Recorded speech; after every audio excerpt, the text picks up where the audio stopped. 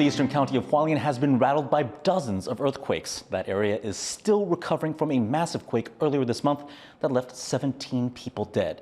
Now, Reece Ayers, he is following this story for us here in Taipei. Reece, you're at the Central Weather Administration. What are they saying about these quakes? Well, they're saying that this latest set of tremors are actually just a continuation of the aftershocks from that big earthquake on April 3rd, despite there being about a break of a week or so where we really didn't feel any significant tremors. But that's all changed in the last 24 hours as a series of aftershocks continues to rock Taiwan, with some of the bigger ones actually causing additional damage in the eastern city of Hualien. Now, here at Taiwan's Central Weather Administration, they've recorded dozens of earthquakes between magnitudes 3 and 5, and with at least 2 bigger earthquakes of magnitude 6. Now, the majority of those earthquakes are happening at depths of about 5 to 10 kilometers, with some as shallow as 2 kilometers, which is incredibly shallow. And when it's that close to the surface, you can really feel the shaking. And now we've been feeling those all throughout yesterday and throughout last night. I myself live on the 6th floor of an apartment building in Taipei and was woken several times throughout the night. But those tremors feel even stronger in the east of Taiwan. John Van Trieste has the latest about how those tremors are affecting Hualien. A sleepless night in an earthquake-stricken city. Just 3 weeks after a magnitude 7.2 earthquake hit Hualien, fresh aftershocks rattled the city every few minutes well into the morning. Some reached magnitude 6 or greater. 下午开始就开始在有地震啊，今天凌晨的时候就特别大。 2 buildings were unable to withstand the shaking. One had already been condemned.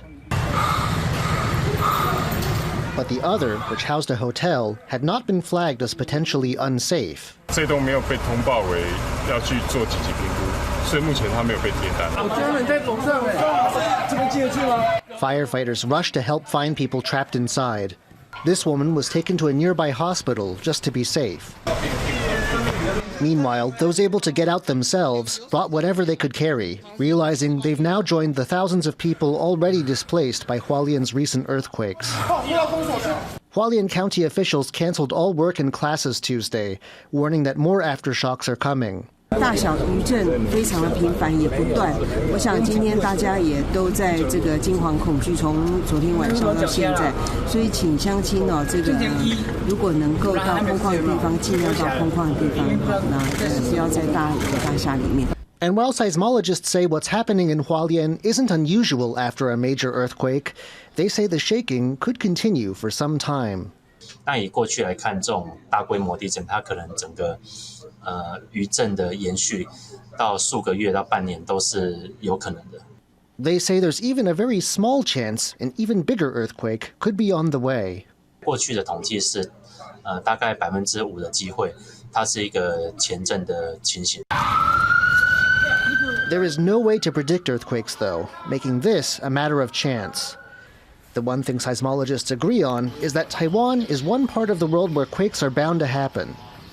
The only thing people in Hualien and elsewhere across the country can do is to prepare for even more tremors ahead. Luffy Lee and John Van Trieste for TaiwanPlus. And so, as John mentioned there, there's a general feeling of uncertainty. Just in the last few hours, I myself have felt several decent shakes, and everyone's just kind of hoping that it's not a sign of something bigger to come. So, Reece, based on what we just heard, what can we expect moving forwards? Well, the government are taking precautions just in case these are not aftershocks, but in fact foreshocks of something bigger to come. So far, it's only Hualien that's closed schools and asked people not to go to work. But the government is asking people not to go to the mountainous regions of the country. As we saw with that massive 7.2 quake earlier in April, it's really landslides that's caused the majority of the death and destruction. But there does seem to be some issue here or inconsistencies with Taiwan's earthquake notification system. I myself haven't received a single notification, even for the bigger quakes, whereas I know some people have been getting those messages. But right now, as I said, there's just a sense of unease across the country, particularly in Hualien, where people say they're feeling scared and panicked, and everyone's kind of just on edge. It feels like we're just waiting for the next big shake to happen.